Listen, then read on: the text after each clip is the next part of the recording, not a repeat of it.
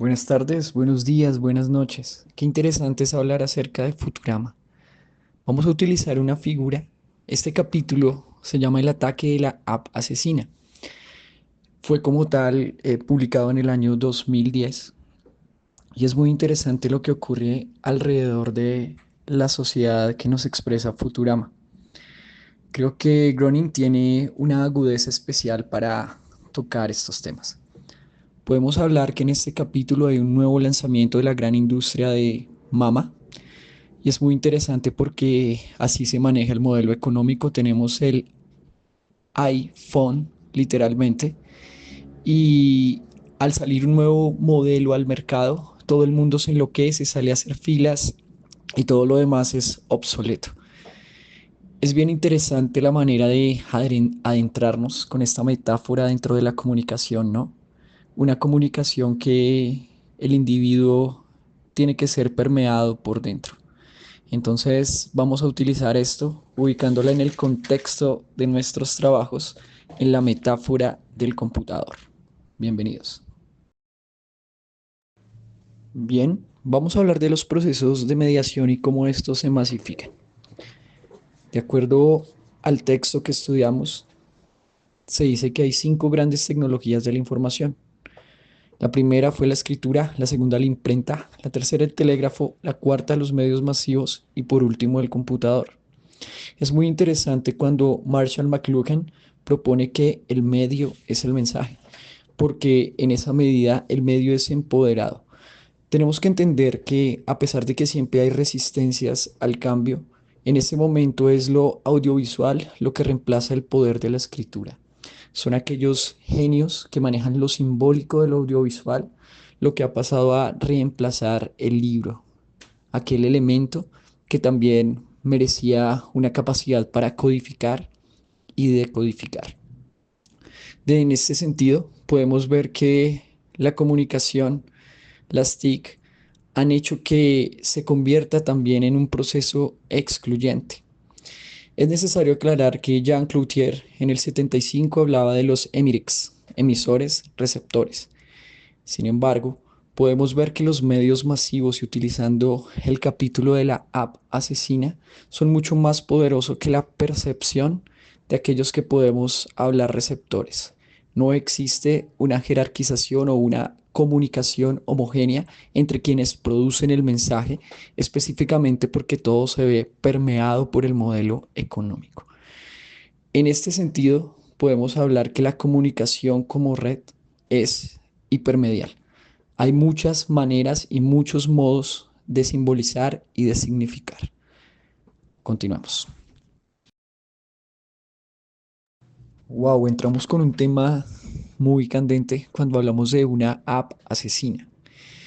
Es muy interesante que de acuerdo a la analogía que se hace con la metáfora de esta app asesina, en Futurama se encargan de controlar a las masas a través de la app.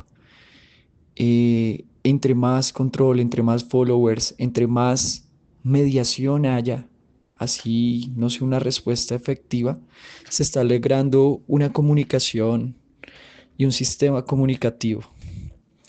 Jesús Martín Barbero habla acerca de la tecnología como mediación cultural. Es una transformación cultural. Podemos estar hablando en términos sociales, no solo de biopolítica, no solo de biopoder en términos Foucaultianos, sino también de aquellos modelos que se venden, se exportan y hacen que las masas se comporten como zombies. En este sentido, esta mediación cultural de la tecnología hace que cada vez más los seres humanos se comporten de manera homogénea, afectando grandemente la capacidad crítica. No me atrevo a decir el nombre de una AG específica, sin embargo podemos ver que en casos documentados, muchas veces la exposición alta a TikTok ha provocado que ciertas expresiones del ser humano, tal como la capacidad de la memoria, la concentración y el análisis, se vea reducida.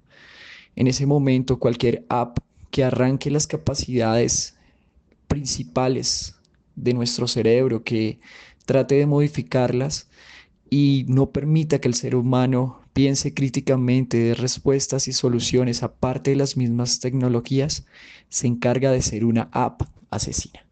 Seguimos. Soy estudiante de 11 y tengo 16 años y yo pienso que la comunicación actualmente es muy vacía porque pues es por medio de redes sociales y no hay como una interacción directa entre personas, entonces pues en realidad uno no puede saber qué sienten las otras personas y pues me parece que es muy mediocre, en realidad no hay conexión.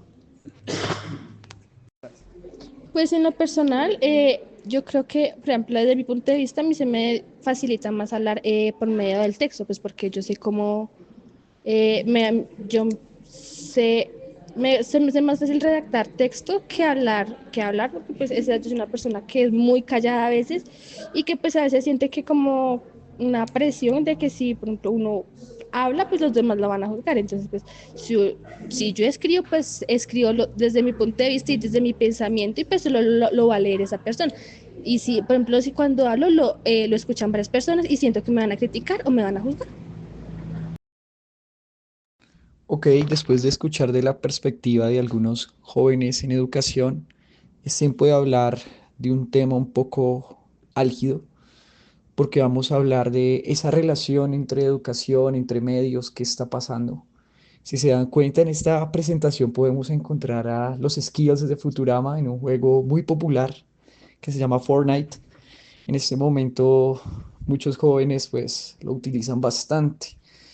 Jesús Martín Barbero propone y expresa como tal el momento denso de la educación, ya que pues ha dejado de ser la administradora de los saberes. Este modelo de reinterpretación o reingeniería empresarial y la competitividad del mercado a través del término competencias, pues ha hecho que la escuela ha quedado rezagada en muchas ocasiones. Antiguamente la escuela era la encargada de la socialización en pro de que las oportunidades, que las extensiones, que cada uno de los desarrollos sociales fueran creciendo. Sin embargo, este lugar lo han tomado la música, los videojuegos, el internet, y este sistema educativo se ha quedado atrás con respecto al sistema comunicativo y ha hecho una brecha grande, una brecha grande. Entonces se considera ahorita que los jóvenes son más rebeldes.